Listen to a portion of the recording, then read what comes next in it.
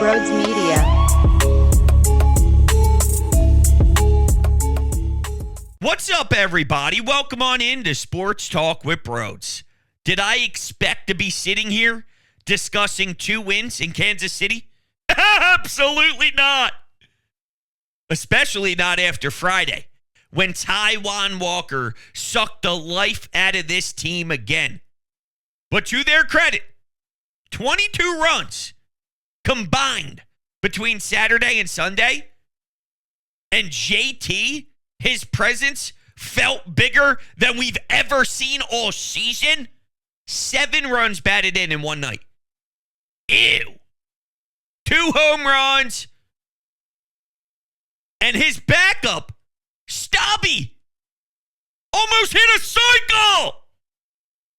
All he needed was a home run. The triple was so absurd. Here's Kyle Schwarber knocking him in. And let's not act like Sunday was this game that had a good feel to it. Do you want to go over the low IQ mistakes? The dumb lack of awareness? Bryson Stott on the bases. Alec Bohm doesn't even remember how many outs there are. The game just started. How are you not mentally locked in? Is it because he was crying and pouting that he rolled into a double play? That he went 0 for on Saturday when everyone was getting hits? Stott goes 4 for 4. Even Stott came alive from the dead, and Bryce Harper has to put his arm around him. Rojas didn't take second base, left a double play ball available when Marsh took off for third. What are we doing? And by the way, Allard is on the mound. No disrespect to him. His 5 innings pitched in 2 earned runs was great. But prior to Sunday's first pitch, you're telling me you felt extremely confident in his ability? I was hoping he could get us through a decent amount of innings to put us in a position to have a fight. Couple solo shots, but nothing hurt you that bad. I gotta say, I'm proud of him. There's still a long ways to go until I feel I'm jumping back on to a different level, if you catch my sense. I'm a father now.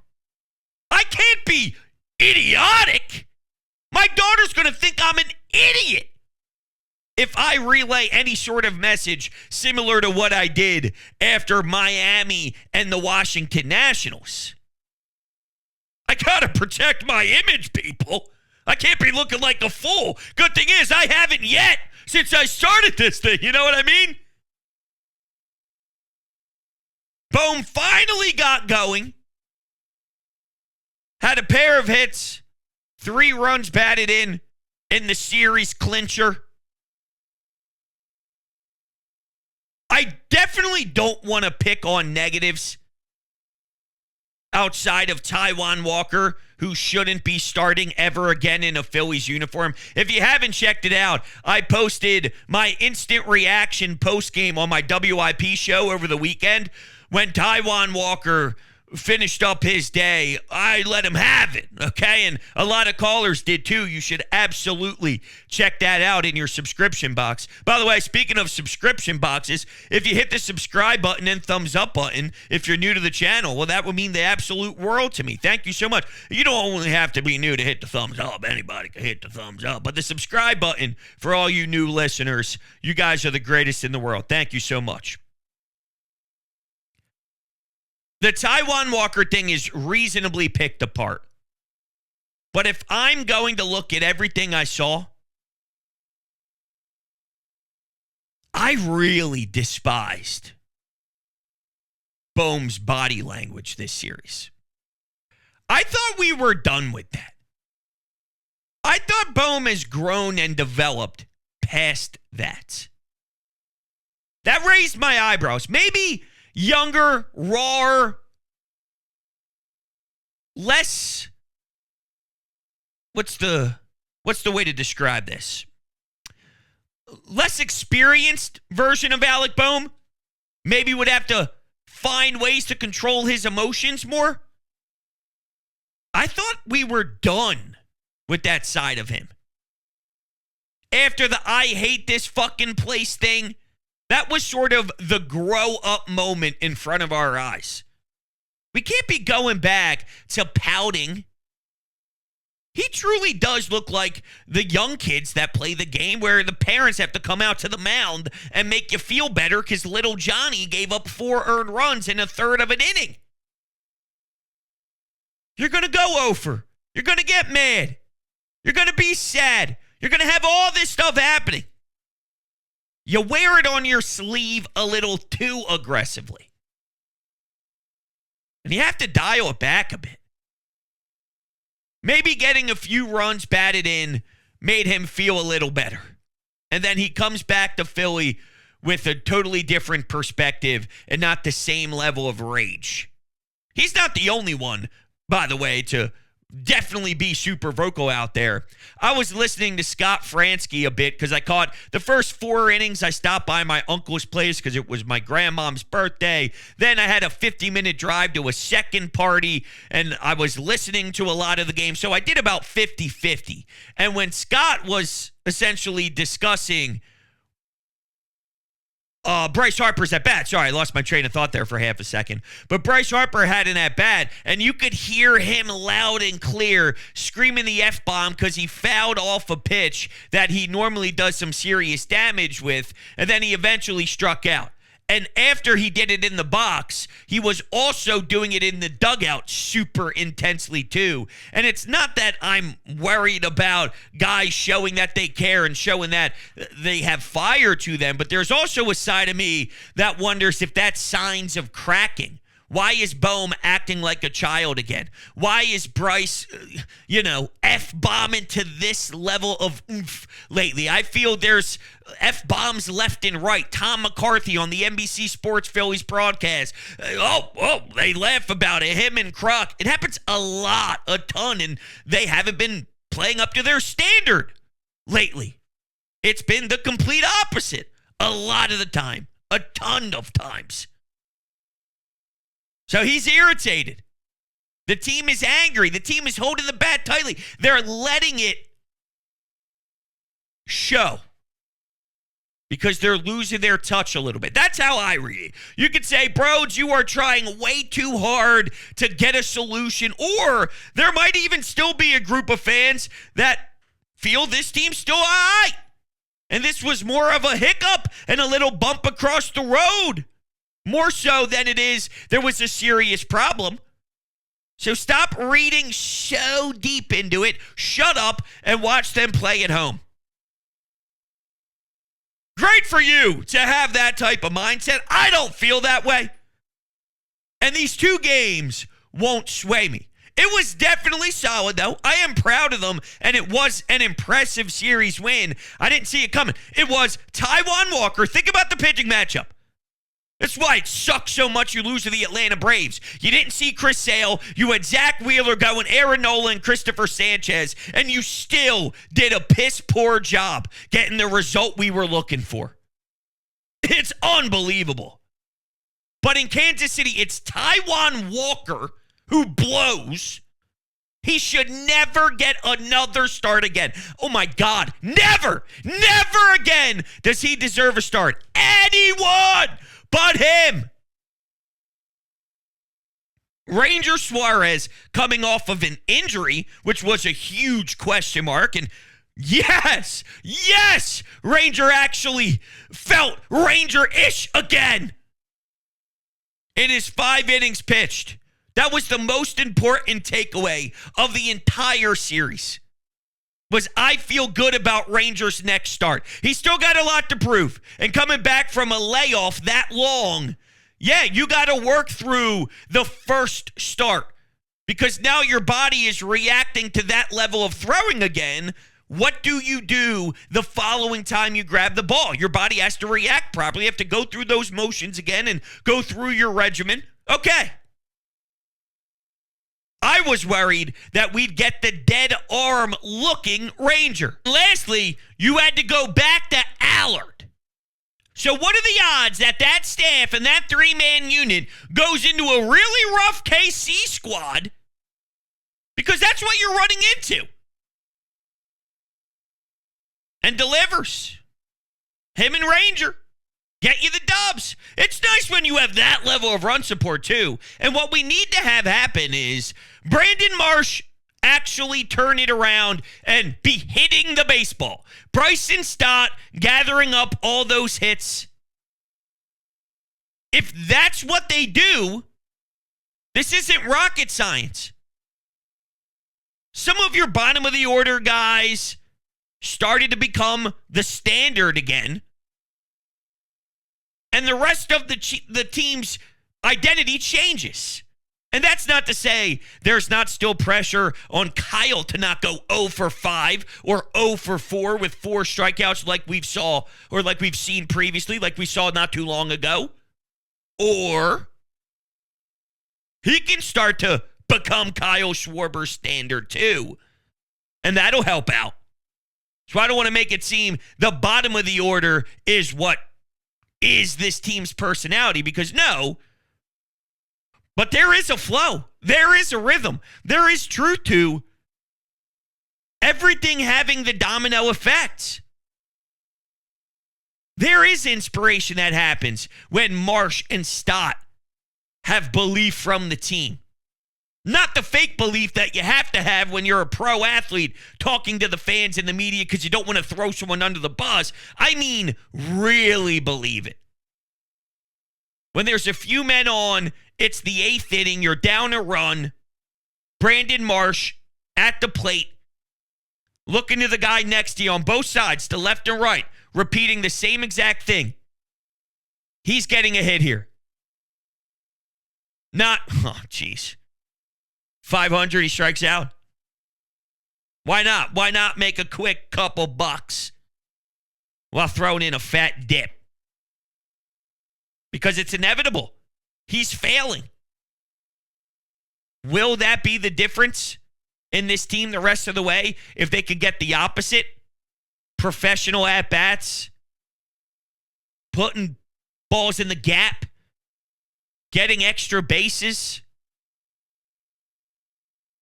That's when the team was fun. That's when the team was worthy of our time to sit down every day. It might not be worthy of my time, but I still do it because I'm a freak and I care too much. When I sat on my couch and witnessed 9 innings of Phillies baseball a few months back, outside of the real important things in life, nothing made me happier. And it probably compared to those. Probably not, no. But you get my point. The only thing that could maybe be as important as that in my life is my good friend Chris Gates. Today is sponsored by the online fitness training camp presented by Chris Gates Fitness. You gotta get yourself going and get yourself back on track to achieve your health and fitness goals. Well, what if you got new workout programs every month? What if there were fitness challenges every month, which you actually have the chance to win free supplements from Legion Athletics with the weekly football pick'ems that occur with this football fitness training camp challenges. Also, in September, there will be a step count challenge in training camp communities where the free walk pad treadmill will be given to a winner. If you sign up with promo code Brodes, you will get 50% off your first month. There's also access to live question and A's where you can get direct personalized support from Chris and support of the community with plenty of people to encourage you every step of the way. Visit chrisgatesfitness.com/training camp or click the link down below in the description to learn more and sign up today. Remember, use promo code Brodes. All right, why don't we run through some Anytime Hotline calls and react to the beautiful people and how they felt? Wow, Brodes. I'm not going to say that we're back at all, but man, this gives me, and I think a lot of Phillies fans, a boost of confidence. I mean, after a very dreadful performance in the last game of the series against the Braves, losing 3-2. Then we lose 7-4 in the first game of the series against the Royals, where Taijuan Walker pitches like absolute crap. I mean, it's just like, here we go again. Here's going to be another series loss, more problems for the Phillies. Braves are going to inch their way closer, and we score 22 runs in 2 games. Never in a million years did I think that we would score 22 runs in 2 games against a Royals team that has 72 wins. And I mean, it's just great. Just 2 fantastic games back to back to watch. I've had so much fun watching these 2 games the past 2 days. I mean, it's just been great. So many good things. Great pitching, great bullpen. JT has a 2 home run game yesterday. Stubbs with a 4-hit game today. We just gotta keep it going, man. We got the Astros and the Braves at home. And those 2 series, I would like us to go at least 4-3. Gotta keep it rolling, man. Gotta keep it rolling. But good shit today and yesterday. Very encouraging. Very, very encouraging. So another word that you used, and thank you so much for the call, earlier in the message was confident. Does this actually change my confidence level in the team? Not yet. And I get it. You're just trying to push momentum forward and say that there's some things to really hold your hat on to, and that's absolutely reasonable. But I don't know if this is really going to change my confidence level. I've been burned too many times. Now, deep down, do I think that they are way better than the lack of inspired ball that we've recently seen? Of course. Yes, that's why I'm mad. That's why whenever somebody calls in, for the most part, if their reaction to this bad baseball is something along the lines of, once you just realize this is who they are, it's a lot easier, I say, no. And here's why I say no. This isn't who they are. It's not. They may not be the big explosive juggernaut team that wins at a 700-plus clip. No. But they're not this either. So I won't accept that. And I do care. And we should care because they do have the talent to get rolling. So it wouldn't be the biggest surprise in the world. But are these 2 games, or I should say 3 games going 1-2, really going to move the needle that strong after getting crushed as much? No. But there's also a side of me that says, one of these times, you don't think they're going to snap out of it. They are going to snap out of it because you understand they're better than this. If that makes sense. It's clicking in my mind, but I'm so tired and so beat up today that I don't know if my brain's working properly. Dude, I'm drinking from Dunkin'. It's almost 10 o'clock at night, by the way. I'm sitting here drinking some cinnamon latte swirl whipped cream coffee thing that I never get. So just to show you how much I felt I needed this even to get through the show. I probably would have drank it anyway, though. Now that the pumpkin cream cold brew is out from Starbucks, holy shit. I spend way too much money on that. I mean, I'm talking about myself. I get one. My wife gets not a pumpkin cream cold brew. She's weird and doesn't enjoy them for whatever reason, which makes my mind numb. I pick up one in the morning. I pick up her a nice vanilla blonde latte. Then later on in the afternoon, when I'm feeling the down, and it's maybe late afternoon, early evening, how am I going to make it through? I got to pay attention to Brooklyn. It's time to change her diaper. I want to give her some time to hang out. I want to play with her in the playroom. This whole thing. How am I going to do? I'll go out and get another one. And, you know, if you go to Starbucks, you know, it's a big spit in the mouth every single time you swipe the damn card. It should never be that expensive. And the fact that I keep doing it makes me sick, but I can't stop because it's so damn good. It's a whole thing. It's a whole thing. It's a whole thing. Regardless, though, we'll take another call. That shit looked like our team. Fucking amazing pitching, great batting, everything. Kick the Royals' ass, and I want to do the same thing to the Astros. Let's fucking go. I want you to. Oh, I hope to God they do. And one thing I forgot to touch on that the previous caller mentioned was he would like to go 4-3 in these 7 games. 4-3? If you win a series in Kansas City, go home against the next two teams, and go 4-3, I'd have to imagine I'm not happy. Now, do I think it's the most egregious? Hold on. Yeah, that Brave series does go into September. Okay, 7 games, because that Brave series is a 4-game set. Would that do much for me? Not really. I think at the minimum it needs to be 5-2 for it to actually go back to the needle moving. 4-3 would be okay. It wouldn't be this is dumpster fire unless they blow a 7-0 lead in the final game, which they could be 5-2. Instead, they're 4-3, and it leaves such a sour taste in our mouths. And knowing that this is the season we're having, it probably will be similar to that. Actually, I was joking around not too long ago with a buddy about it would be so Phillies to head into the playoffs playing terrible, terrible baseball. And then bringing us to the NLCS Game 7, and we're 1 pitch away from the World Series again. Do they get there? Do they not? I don't know. I'm just saying they're giving us another postseason. And what that will do is justify some of the fans that are optimistic that want to tell you the world is fine right now and ask you why it's even worth letting yourself go cuckoo for every W and every L if you feel that's the case. And the answer to that is simple. Because I'm just doing it sort of tongue-in-cheek. Do I actually think this team is going back to not right now, no.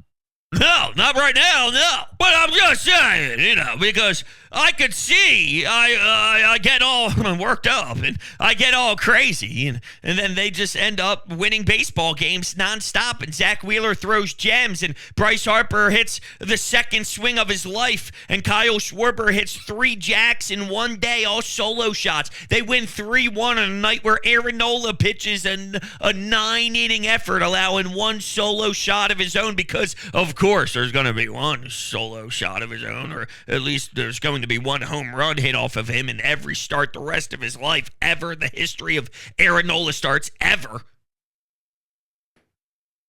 But that's what this team's going to do. That doesn't make this any easier. Can you just get back to a good ball? And can we at least see a 5-2 homestand against the Braves in Houston? That's really good. But I want this team to play really good again. Is that truly that much to ask for? Because if so, then you got to reassess really what we're even talking about the ceiling of this team being. Let's take another call. Hey, Brodes. Good win by the Phillies here against the Kansas City Royals here. I mean, they needed to get a huge win on the road, especially after what happened down in Atlanta. But I did want to ask you a question because I haven't really heard anybody answer this question, because we always talk about how the Phillies have been struggling of recent. But in your honest opinion, what would it take for you to see this team be the B word, right? Like, are they, back to a form that we are acceptable of? Because we know they're not going to win every single game. We hope they do, but I don't think that's possible. But what would it take for them to say to you, hey, we are back to where we once were, or we're at a form where I think we can be comfortable with them winning games like this, or something to that effect? Thanks. So I think that ties perfectly with where we sort of wrapped up with the previous call, and that's, I think 5-2 would set me up for wondering if there's juice again. And following the last game against the Braves, they fly to Toronto and will play on September 3rd, which is a Tuesday. They have an off day Monday to travel. They're going on the road to face Toronto and then Miami before returning home. If you go 5-2 in this homestand and put together in those 6 games when you're away from CBP, 5-1, 4-2, I'd even say. They go 5-2, 4-2. That would put them at 9-4 over 13 games, with 2 of those opponents being pretty tough. Now we're talking. I don't think that would be being too irrational.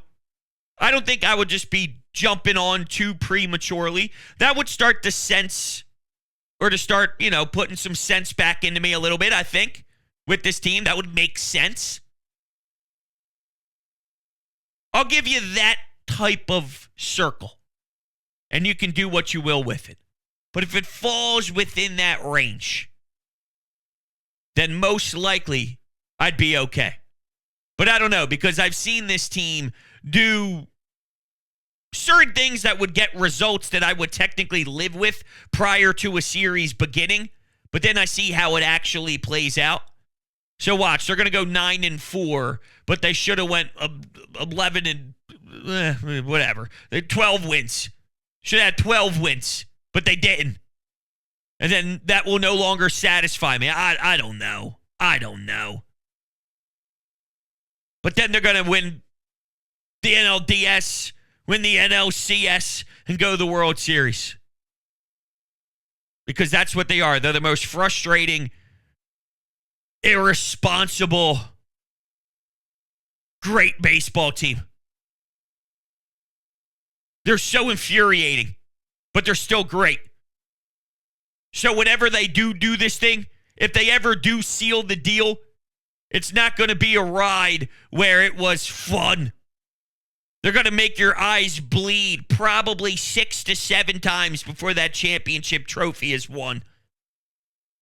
That's what at least I tell myself every single night. You want to know what goes through the head of you ever look at a baby and you wonder, what are they thinking about? And they just sit there and go, da, da, da, da, da, da, da. I live it every single day. And it's the greatest because she said dad, dad, and she doesn't say mom. Hits my heart every time. I want to cry. You always wonder what's going on in their head. Well, if you ever wonder what's going on in Brodes' head, which is a scary place to live, it's something very similar to what I just laid out for you. I think about the trajectory of this group. I think about what they've done, what they need to do, what they can be, how can they get there, the journey along the way, the different obstacles they have to jump, and where this can all lead us to by the end, when it's October. And what I truly realistically think is going to happen, my irrational hot take of it all, it's all it is, all day long. Why do you think I do what I do? Because if I didn't have an opportunity to scream it into existence, it just bounces around and doesn't go anywhere. I need this so I can operate in other areas of life. That's how sick in the head I am. We'll take one call, and then we'll wrap it up here. That is how you win a series. The way that Garrett Stubbs was able to just, try to one-up JT like that is just absolutely spectacular.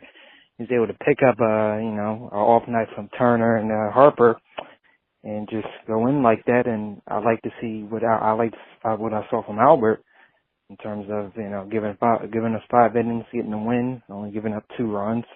It was solid. It was all solid today. A nice little pounding to take out the hearts of these Royals fans. Go Phils. All right, man, I appreciate the phone call. I was very happy with the result. Very surprised.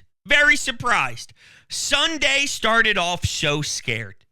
I was so scared. It started off scary. Stott and Rojas, piss poor base running. Bohm forgetting the outs. Bohm crying the day before. Bohm crying that afternoon, too, when he grounded out into a double play. What are we doing here? Why are we acting like we're 3? And Garrett Stubbs, of all people, saved the day. This reminds me, though, and this will be my final thought, and then we'll put a bow on it all. But it reminds me when Kyle Schwarber ended up having that monster day where he knocked in essentially, like 7 runs all himself and hit a bunch of bombs in the same day. And I remember taking a call from John in Allentown. And John in Allentown's first thought was, I don't care. Because if it takes someone to hit that many in themselves, then that's not really something you can rely on a night-to-night basis. And while I agree with that, there's also something that is important in this sport, which is sometimes you need the out-of-body experience, or sometimes you need someone to step up and do something unorthodox. But it's baseball. If you win a game in a tight matchup and it's 2-1, the next night could be 7-0, and it could be because someone had 3 home runs. That's reality. That's not anything random in the it's not as if it's I don't know. I'm trying to think of something like soccer, for example. 2-1, 2-2, 3-2. If someone wins 9-1, I don't know where I was going with that. I don't know. My point is, it's pretty simple. Just because you win on a day where Kyle Schwarber does something that isn't going to be done every single night, the fact that he has the ability to do it maybe once a month, once every 2 months, if it happens to fall in a 7-game series in the NLDS, the fact that he could do it once every month and then other people in the league could do it once every 5 months, well, the once every month means he could do it more. The probability is higher. That's great players doing great things. So in a way, yes, it was random, but he does have the ability to hit 50 bombs a year. If you hit 50 bombs a year, that means you're having some nights where you're otherworldly. I hope that made sense, because I don't know if it even made sense to me by the end. Anyway, thank you all so much. Appreciate it. Love you guys to death. I'll catch you all on the next one.